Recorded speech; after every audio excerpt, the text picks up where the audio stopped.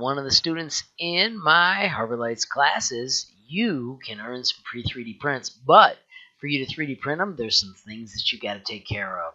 The first thing is to hit the dots over here and go to Settings and set it so that your downloads are saved where you choose. So you need to click Advanced, scroll down, and there's a simple little checkbox you got to have where it asks where to save.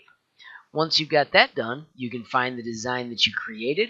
I'm going to go to my keychain where I did my nifty little cutout tricks at ludicrous speed. I called that training movie.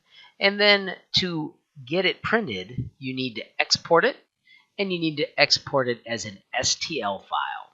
When you're done with that, click the desktop choice, visit the MT Tools folder, and find the STL files folder.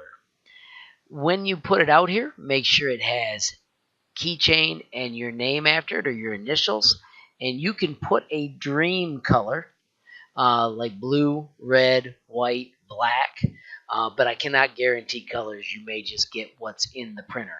But you can put your color out there just in case I have it loaded. That way we've got a place where we can save it. And then when you hit save, it is out in my locations and ready to be printed, and you just need to get permission for me to let it happen. So that, my friends, is the series of steps it takes to get something printed in my classes. Thanks for watching. Please like, comment, and subscribe.